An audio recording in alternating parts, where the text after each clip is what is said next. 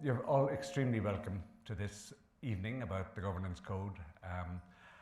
It's an evening designed to take the fear out of the Governance Code and to make you feel more at home using it and putting it to use for your purposes. I should introduce myself. My name is Fergus Finlay. I used to be a member of the board of the Charities Regulator, and I've discovered that the Charities Regulator is not something you ever get to leave. You leave and then they ring you up and you get to do something else, but it's a smashing place. They're really good people.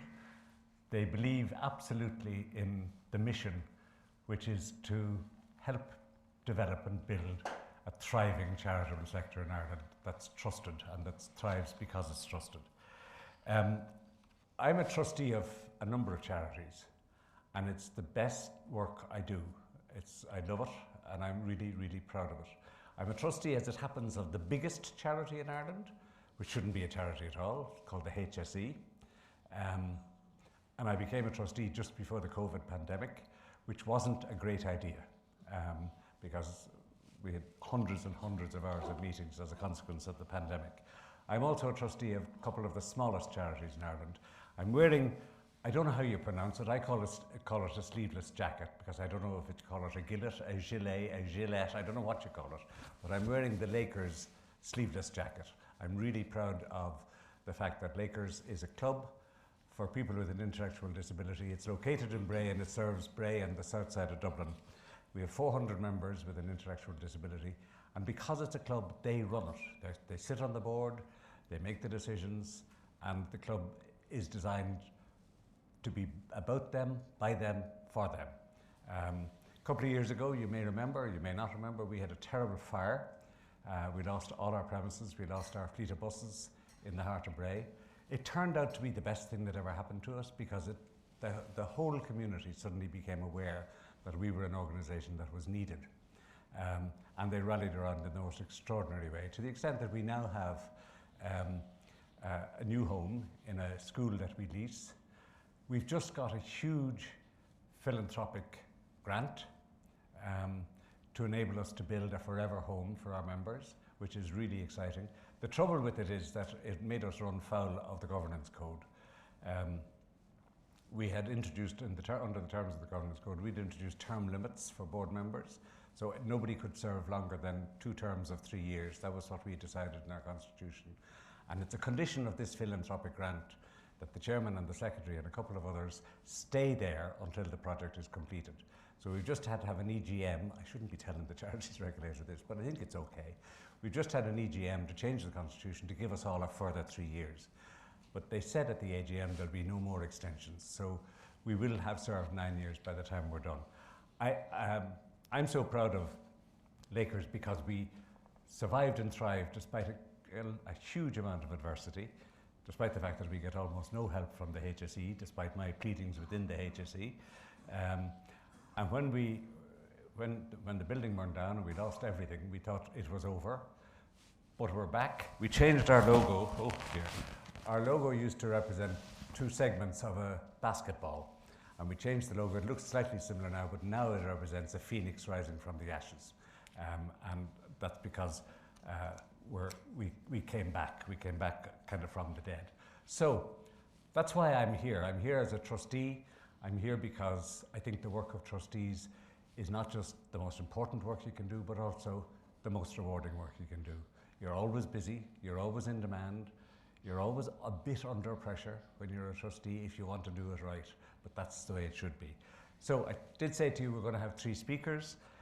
Before our speakers begin, we're going to have a recorded message from Joe O'Brien, TD, who's the Minister of State with responsibility for community development and charities.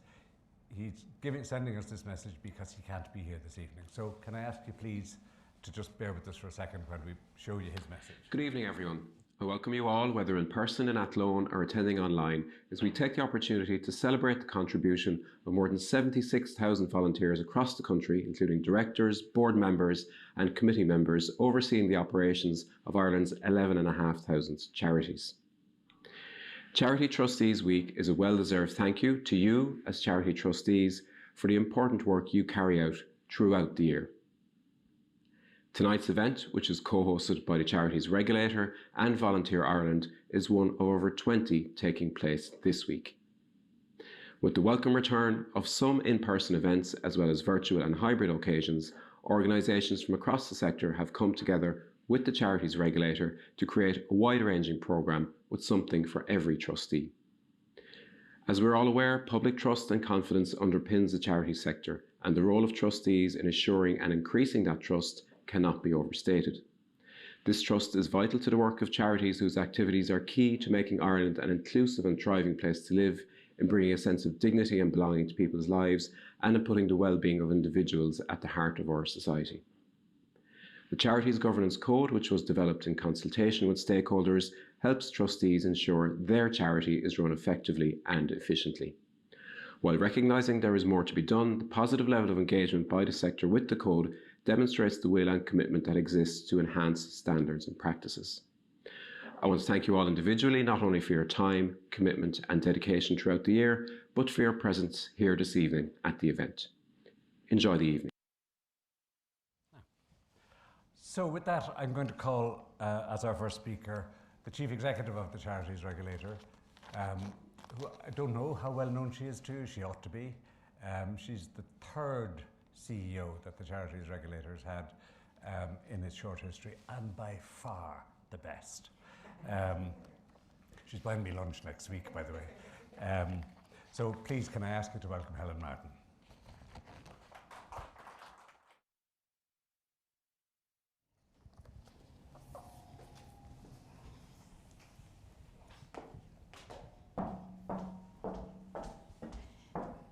Good evening, everyone, and thank you very much, Fergus, for that. Yeah, definitely lunch next week. I hope this now that what I'm moving on to next isn't going to seem too dull after for what Fergus was sharing with you there in terms of his experience as a charity trustee. But I wanted to provide you with some context and also to give you some understanding of how the Charities Regulator operates and how we approach the important role of regulating this sector. And as Fergus said, hopefully to take any kind of fear that there is of the Charities Regulator away, because I certainly think the approach that we have should put you at ease if you're a charity that in any way is looking for some kind of guidance, whether you've been doing this for a very long time or whether you're new or thinking of becoming a charity trustee. So just very briefly, this is the structure of the Charities Regulator. As Fergus mentioned there, we have a board. So the board of the authority have delegated some functions to me as Chief Executive. And then we have a number of units within the Charities Regulator. The one that's most relevant here tonight really, I suppose, is compliance and enforcement, and also the registration side of things as well. In addition to that, we have other functions like Ger and the team, the communications team, who've managed to put this event together today along with Volunteer Ireland, and we greatly appreciate that. But crucially, the board itself has a number of committees, and that might be familiar to some of you in terms of your own structure and in terms of your own charities. Even if you're a small charity, you might have, for example, a committee that focuses particularly on fundraising or on your finances or on the particular activities that you carry out and the services that you provide to your beneficiaries. So we've got a similar structure in the Charities Regulator, and I've just set it out there just again to give you some context of it. We've got around 47 members of staff. I say around 47 because it is, as you can appreciate, as we're a public body, it does change almost at this point from week to week. But we are very, very lucky in that we recently moved to a position whereby we're able to recruit directly our own staff. That wasn't the case previously or for a period of time. And that's going to, I hope, really, really bear fruit as we move into the future in terms of building up the regulatory experience within our organisation and then ultimately contributing to the wider public service. Because at the end of the day, we're a regulator and there are very particular skills that we need as a regulator that I know other regulators and other public bodies will be only too happy to try and poach from us. So it's one of those things whereby staff retention and making sure we've the right staff dealing with you as charity trustees and supporting you, really, really important that we have those in place. So Fergus had mentioned our vision, which is a vibrant, trusted charity sector that's valued for the benefit it provides. That is something that we can't do on our own, and we certainly can't achieve on our own. This is something that we really, really do rely on working with the sector on. And I'll touch on how the sector and the charities regulator can work together on certain key things that will contribute, or that we believe anyway, will contribute to increasing that level of trust and confidence in the sector. And then our mission, is to regulate the charity sector in the public interest, to ensure compliance with charity law on the one hand, and support best practice in the governance of charities on the other. So there's two elements to our role: to support charity trustees so that you know what it is you need to do, and then also where charities aren't doing the right thing, for the small minority of charities that aren't doing the right thing, either because they don't know what the right thing is, or for the really, really small number that are willfully not doing the right thing. It is really, really important for you, for all the people that are complying, that we do take action and we bring those organisations into compliance, wherever they are in terms of what they're doing. This is, I suppose, our values is really, really important to us. And this is something, when we looked at our strategy last year, that we really, really discussed as a senior management team, but also with our staff more generally and other stakeholders as well. So, independence, fairness, engagement, transparency, and proportionality. I'm going to come back to a couple of those very briefly in a moment to explain in real terms what it means to you as trustees, and why the fact that we really, ensure that we encapsulate those values in everything that we do is important to you and your experience of interacting with us. So we issued our statement of strategy this year, and you'll all be familiar with your own strategies. It's what you're planning to do over a period of time. You might have quite a long-term strategy, a medium term. Our one is 3 years by statute. We're not allowed to go any further than that. Personally, I would like to be able to go a little bit further, but it didn't stop us from thinking about the period beyond 3 years, I'll be honest. And what I'm going to do is just very briefly talk to you about the first two strategic objectives there, because I think sometimes when you hear about public bodies talking about strategic objectives, I certainly kind of switch off. Whereas what I want to do is make this relevant to you, and I have a few asks for you as charity trustees as well. So the first strategic objective there is public trust and confidence in regulated charity and registered charities is strengthened. And what we have is a number of activities that we identified that we'd need to do in order to be able to achieve that. And one of those is to continue to advocate for changes to the Charities Amendment Bill. And the reason why we're looking for those changes to our legislation is because the current framework, we believe, is not fit for purpose and does need certain amendments. And the real issue for us is to ensure that there's parity, that there's equality between charities. At the moment, under the Charities Act, if you're a charity and you happen to be a company, you're excluded from a number of the key provisions of the Charities Act. And I'll give you an example: keeping proper books of account, keeping proper books and records. That's one of the things that applies to all charities. It also applies to charities that are companies under the Companies Act. But if there was an issue, and if a charity was not keeping proper books of account, and they happen to be an association, then that is something that the charities regulator would be able to intervene on and hopefully work with a charity to bring them into compliance. If the charity is a company, then it's something that we have to effectively send off to another regulator, which is the Corporate Enforcement Authority. That is not ideal for any regulator, and it's, in my view, completely unfair on charities such as associations and charitable trusts, because there is a difference in treatment there. And the regulatory framework should be such that all charities are equal, and that the regulator can assist and also can enforce the different provisions of the Act equally among all charities, no matter what legal form they have, so if they're trusts or if they're associations or companies. So that's one of those really important things for us, is to create a level playing field. So if you hear about the Charities Amendment Bill, I would say with any of your local TDs, it's something that I would ask you to support, because it's really important to your sector, for us as a regulator too. Another action that we have as well is to make sure that, or rather strategic objective, is to make sure that the regulatory oversight and supervision by the charities regulator is effective and proportionate. What does that mean? Well, we have a number of actions, specific things that we're saying we'll do that would contribute to this, including implementing an annual programme of audits on a representative sample of charities' declarations of compliance with the governance code, which sounds really scary, but it isn't. What it is that you make your declarations to us and say whether you're in compliance, partial compliance, or not in compliance, or prefer not to say. and we will follow up by way of a sample on some of those declarations. So last year, for example, we would have focused on people who were declaring full compliance. And as you can imagine, that was quite an interesting exercise, because while certainly the vast majority were spot on, and I have to say we were really, really heartened by the fantastic work that Charities had done on their compliance record forms. Because it was so early, to be honest with you, in the process, we were maybe a little bit surprised at that. But we found that when charities were asked to support the declaration that they made of full compliance, that the standard of what they produced in terms of their compliance record form, if they had it to produce, was really high. There was a really small number, though, that weren't able to produce anything, which means that they made a declaration to the charities regulator and were not in a position to back it up. And in fact, in some cases knew they weren't in compliance and yet made a declaration.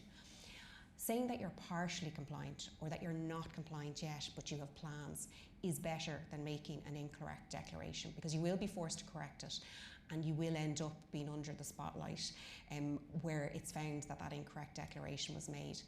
And I have to say, I find it myself more interesting when I look at the charities that say they're in partial compliance with the Charities Governance Code, because they have an opportunity, and you have an opportunity to say what you're partially in compliant with.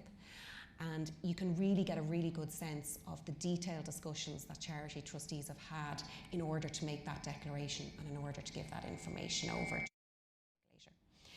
So a key part of that, again, is to say to you, it's really important that we call these things when we find them. When we find that small number who maybe aren't doing the right thing, it's really important that Thomas and his team follow up on that. And it's important for all of you, because at the end of the day, you're competing for very scarce resources and donations. So if you're doing the right thing, it's really important that others are held to account as well. I would say that as an approach, and Thomas again will be touching on this, our approach is to bring charities into compliance. So if you get a contact from the charities regulator, don't be in any way fearful about it. In some cases, we'll be contacting you about something and you'll already have fixed it, so it's not going to be an issue. In others, we'll help you to see how you can fix it if it's a problem and you're not sure what to do.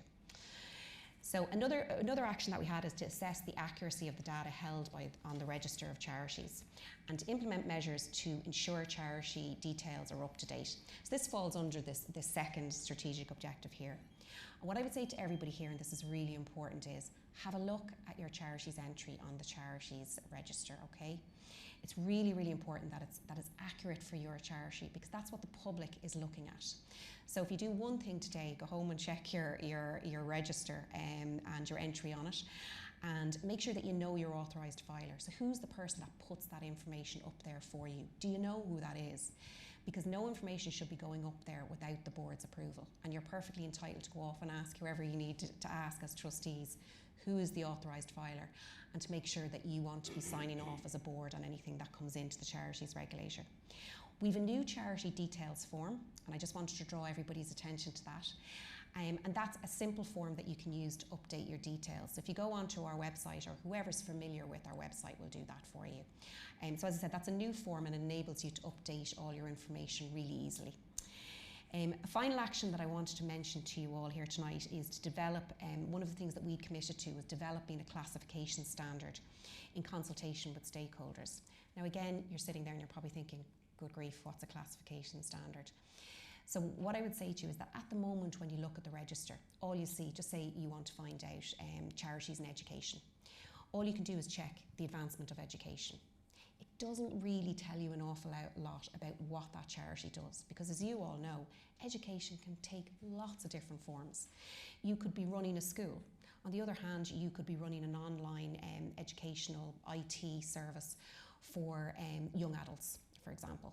The scope is huge. So what the classification is trying to do is to give you the ability as charity trustees to say in more detail what it is you provide.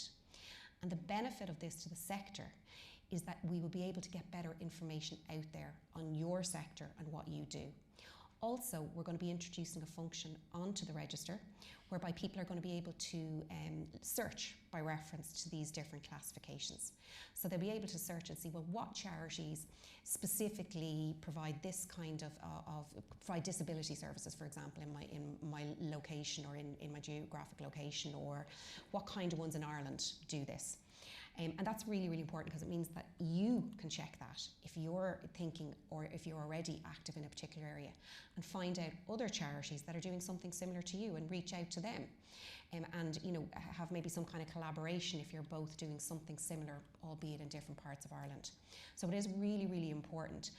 And what we're doing at the moment, it's not mandatory in the sense that it's not mandatory yet, but we really do want charities to take this up. And what I'd say to you is, there was a webinar yesterday, it was fantastic, it'll be up on our website, and we would be delighted if you would look at that. It'll tell you all about classification. It's really, really simple. And if you're able to do that, I think you'll get the benefit of that in terms of searching the register and also telling the public in more detail what you do as charities. So as I said, that webinar is up on our website. Please do look at that. Mandy, who is our research officer, our research manager, did a fantastic presentation where she actually physically takes you through the form online and everything.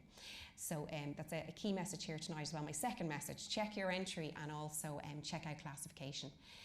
Have a go, as long as it's reasonable, and you don't need to worry about classification limiting what you do as a charity. That's not the purpose of classification. We want to make sure that we've good data and information out there on the charity sector, and that's important to all of you, because no doubt in future years or even at the moment you might be lobbying for different things that you need for your sector, and maybe you want to reach out to other charities who might come together with you with some of that messaging and in some of that work. All right, so I'm going to leave it at that, and I will pass over, I think, Rita. Great stuff. Thank you.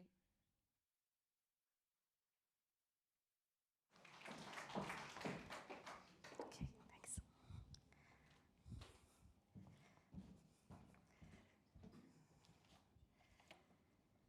So good evening, everybody. I'm Rita Carney, and I'm here representing a small charity, and I'm going to tell a little bit of our story, just to give you a sense of what's been going on in Roscommon Women's Network.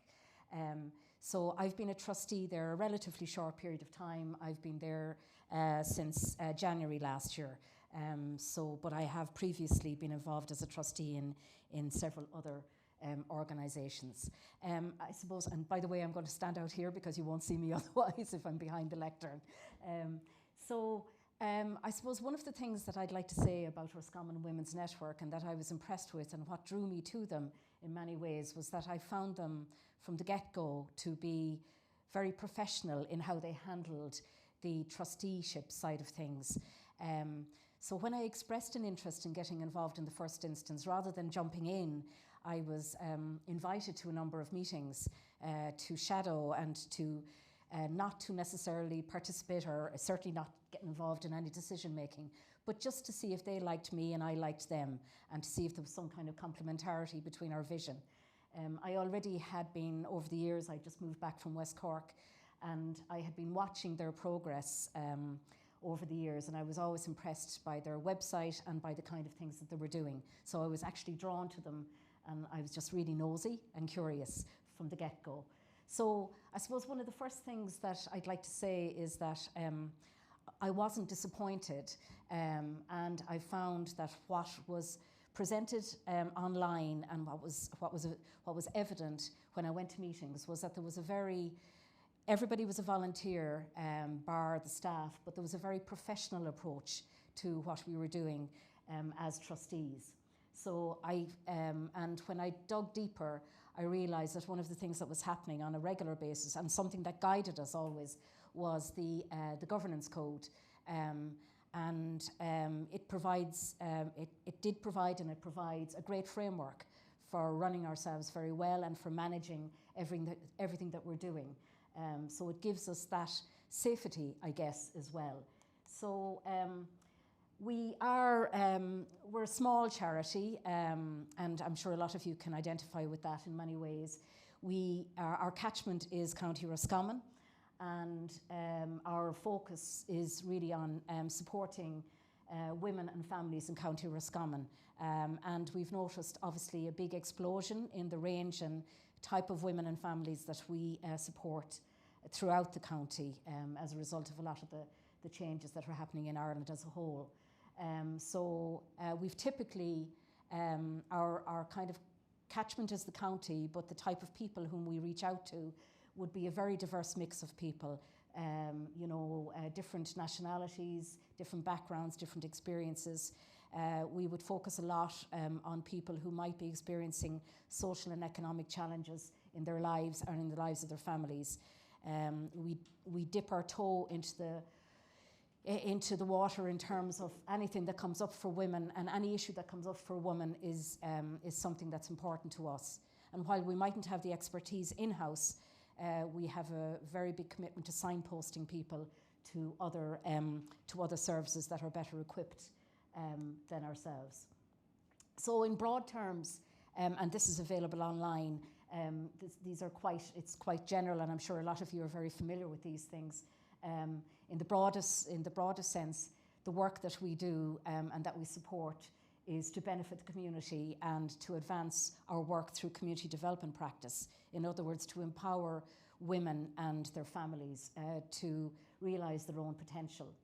And the objects are, they don't really, they're sort of, they guide us through everything we do, even though we do prepare strategic plans.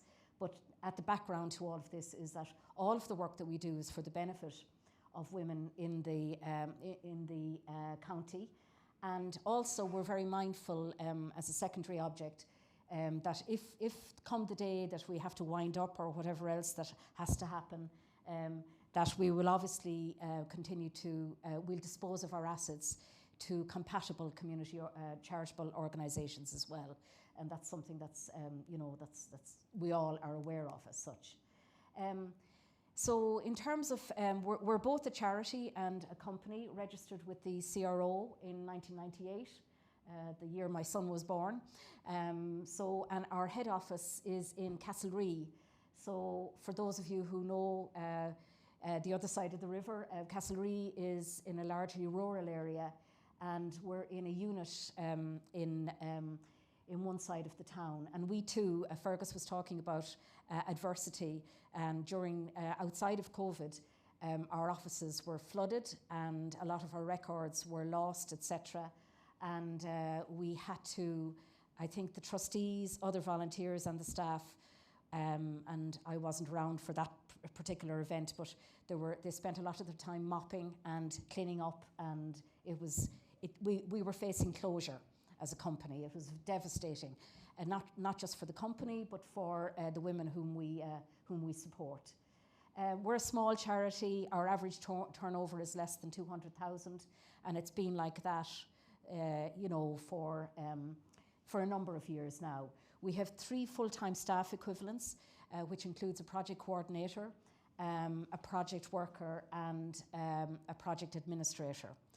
That project administrator is funded, for example, through the Women's Cooperative Ireland, and also through a CE scheme. So our project coordinator and our project worker are both funded through the Women's Collective Ireland, but not seconded to us, but working with Roscommon Women's Network.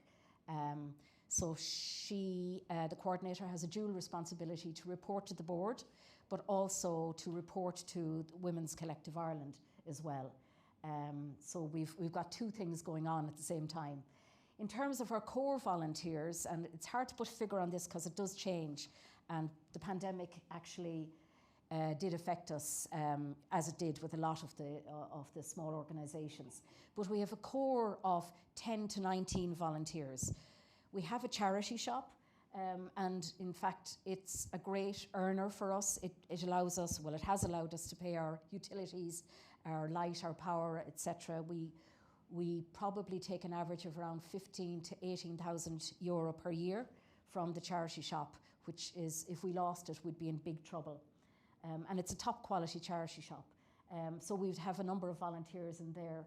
We'd also get funding from central government through different grants for which we would have to apply every year. We get our funding through Women's Collective Ireland, and like a lot of you can relate to, a lot of our funding is annual. We don't necessarily get multi-annual funding, which makes it really hard to plan and project. And this is, this is a big issue for charitable organisations.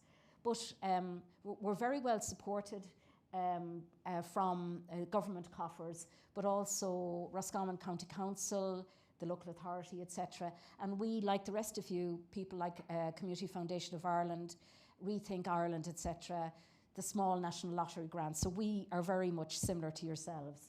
And you all know the time and effort that needs to go into grant preparation and all of that. We run a very tight ship. Just to say to you there as well, that in terms of the kind of reach that we have as a small charity, in 2021 we had 2,000 women, or 2,000 encounters. Some of the women would be in touch with us again and again as well. But we keep very good statistics, very good figures and things like that. Yes, the pandemic did affect us in terms of our reach out into the community.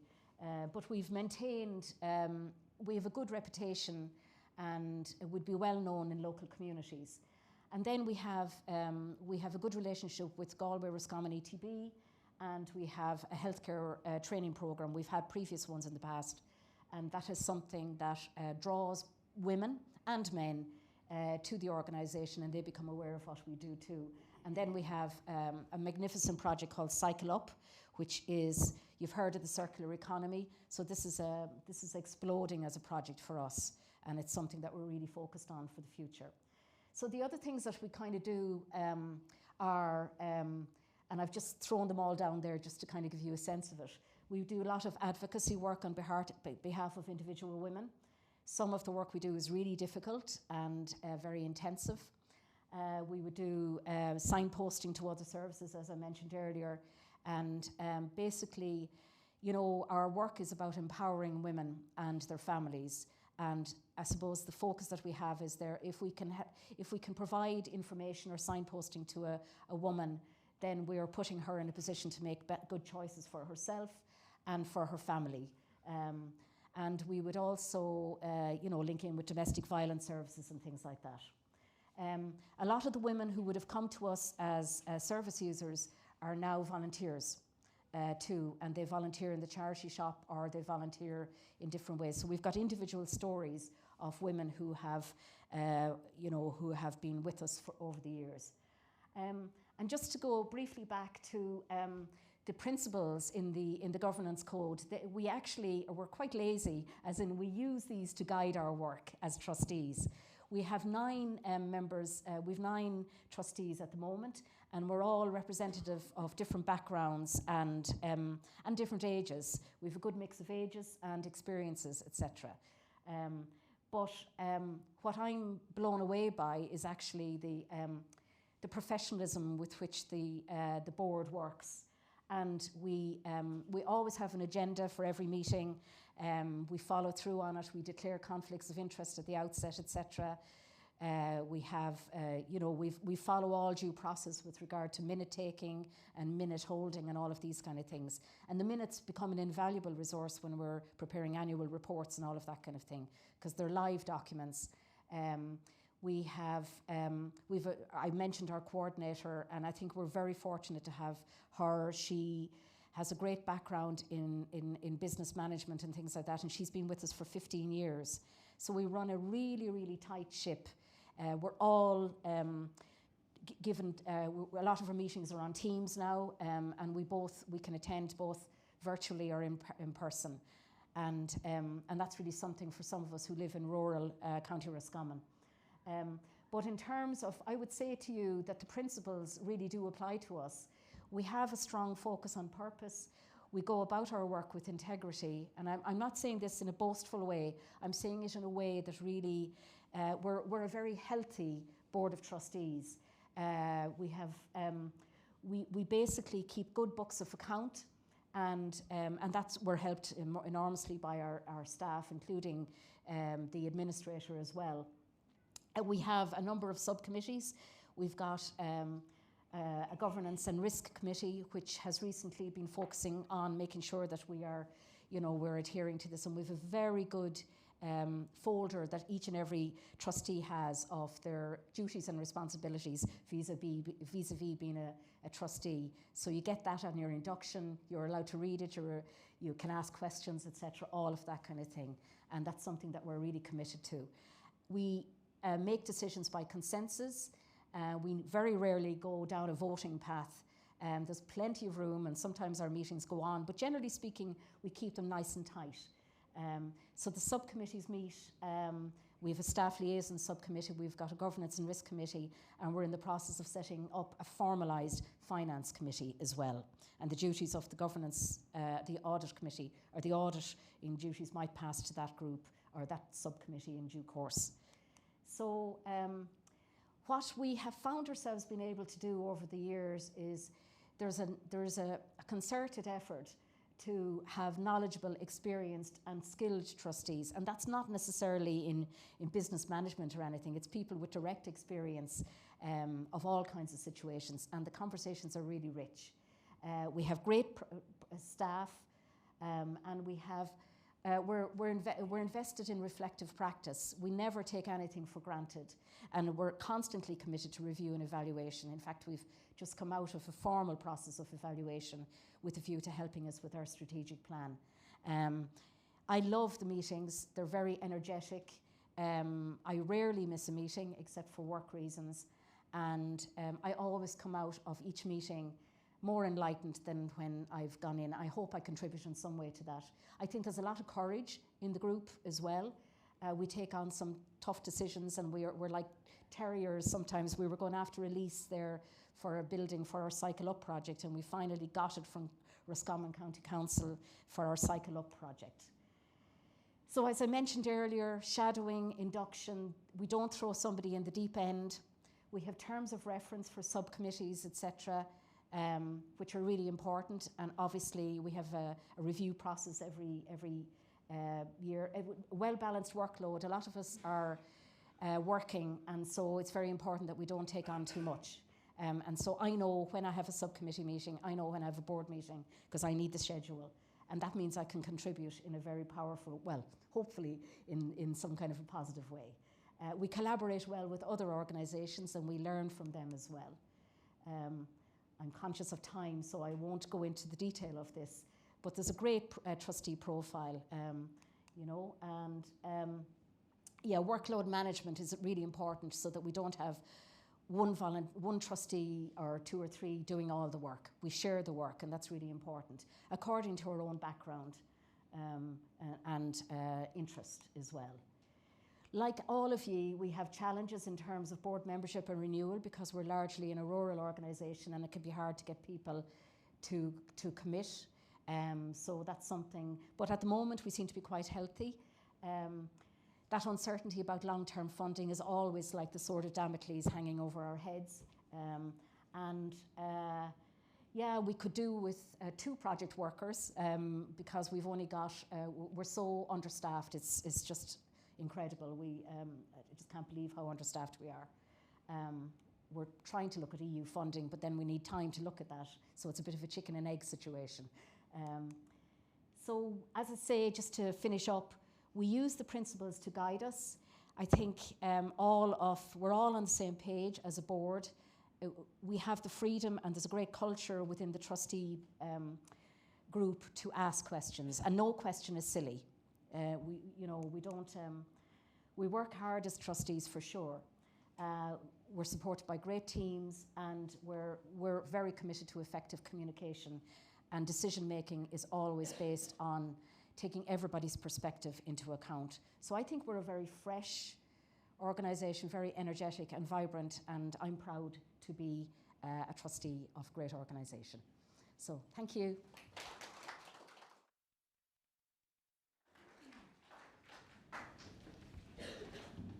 I don't know if Thomas needs any introduction, but Thomas is our Director of Enforcement. He's an accountant, but don't let that worry you, okay? He knows his stuff, and he's very good at presenting his stuff, so he's going to rattle through some helpful material now. Okay, so well, we're here this evening to talk about the governance code, and I always worry whenever I meet charities or people who use the word governance. It's bandied about all the time. Just the word governance. You know, in any business, in a lot of sport and in clubs perhaps, but especially in relation to the charity sector, you hear the word governance just trotted out all the time, and I worry that people don't understand what it means. So what does it mean? What does the word governance mean, and how important is it to your charity? Now, thankfully, the answer is quite straightforward. On the Charities Regulator website, this appears on the website. It says the Charities Governance Code explains the minimum standards you should meet to effectively manage and control your charity. And then it goes on to say good governance involves putting into place systems and processes to ensure that your charity achieves its charitable purpose with integrity and is managed in an effective, efficient, accountable and transparent way. That's it in a nutshell. Okay, that is what the Charities Governance Code is all about. Now, I just read that out there in the space of 30 seconds, and I wonder, again, even though we're talking about governance here, how many people have actually taken in what that means? It's very easy for me to fly through that sentence and people to actually understand it, okay? So this is what I'm going to go through it now, is bit by bit what it means, okay? So the governance code, all these phrases are taken from those two sentences at the start, okay? So minimum standards. So the governance code is the minimum standard that is required in relation to governance in your charity, okay? It's the absolute baseline that would be expected in any charity. It doesn't matter how big or small it is, big or small it is the minimum that is required for all charities, okay? So that's, it's there to cover all charities. So you also have, it also says you should use it to effectively manage and control your charity. And the question to you is, as charity trustees, how do you manage and control your charity? What is the reality on the ground of how you manage and control your charity? That should be reflected in the Charities Governance Code. How you actually do things, not how you think you do things or think that you should do things. How do you actually do things? That's what the Charity Governance Code is trying to get charity trustees to think about and to improve upon. It also says that charities should put in place systems and processes. Why should a charity put in systems and processes? It obviously takes effort, it takes time to do these things, and the reasons are as follows. It's just not appropriate to run a charity on a wing and a prayer. There should be a way of doing things. And why? Because it provides clarity on things, and it also puts a system in place. And why do you want a system in place? You want a system in place so that everybody knows how things are done. There's a way we always do it. We don't just go in and sign checks today and don't do it tomorrow. There's a systems in place for doing it, and it helps then because there's something to fall back on. Somebody is maybe trying to if do things in a rush, people could say no, we have a system in place, we always do it this way, this is how it's done. And it also helps we're talking earlier on about getting new trustees in, bringing in new volunteers.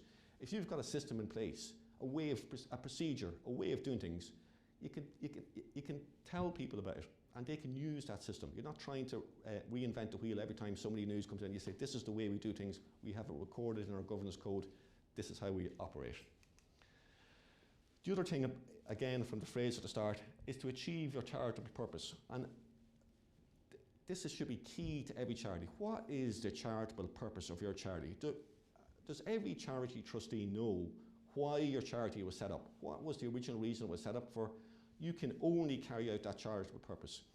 If your charity has been set up to provide assistance to children with cancer, it shouldn't be helping people in Africa dig wells. Your charity wasn't set up to help people in Africa dig wells. Your charity was set up to help people with cancer in Ireland.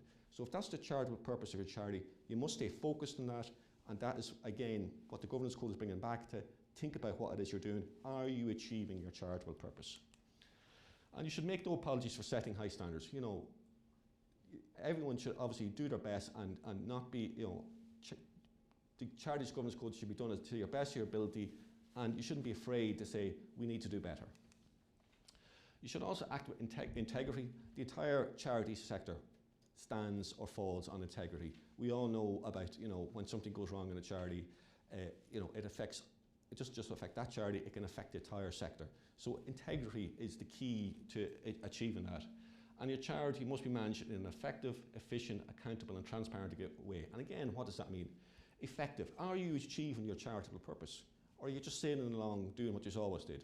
Or are you actually achieving what it is the charity was set up to do? Efficient. Obviously, every charity, it goes without saying, money has to be spent. Have to get value from money, getting quotes, having contracts in place, have to be efficient. Accountable. People, when they donate money to any charity, when they throw money in a bucket, when they give you a grant, they expect that charity to be accountable. They expect that those funds are going to be spent and that if they ask a question, how was my money spent, the charity will be able to not only tell them, but to stand over how they spent it. And transparent.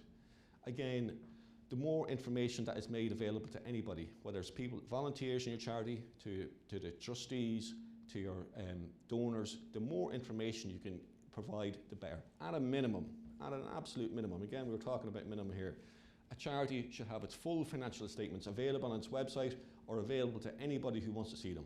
Whether a donor, a volunteer, a person passing the door should be able to see what is going on in your charity, because there's nothing to hide. It's public monies you're spending, so it should be absolutely accountable to anybody who wants to know about it. So the question is then, why bother with governance? You know, governance, I admit, no, the Charities regulator, realises, we understand there is work in completing the Charities Governance Code. It's not easy. It's, it takes time, it takes effort. So why go to the bother of doing it? The advantages of doing it can be hard to quantify. It's hard to say, well, we've achieved this just by completing the Charities Governance Code. It's more process, and I think as some of our speakers have said earlier on, once you go through the process, at the end of it, you realise, that was worth the effort that we're after putting in here. Maybe it looked daunting at the start, but once we got into it, it really was worth it in the end. And it can be used for your charity. And again, Fergus mentioned this earlier on. One of the principles, I'm just picking this one at random, in relation to the length of term for charity trustees. In the code, it says, gives a recommendation that the maximum term should be 9 years. It's just a recommendation. It's not an absolute rule. It recommends 9 years.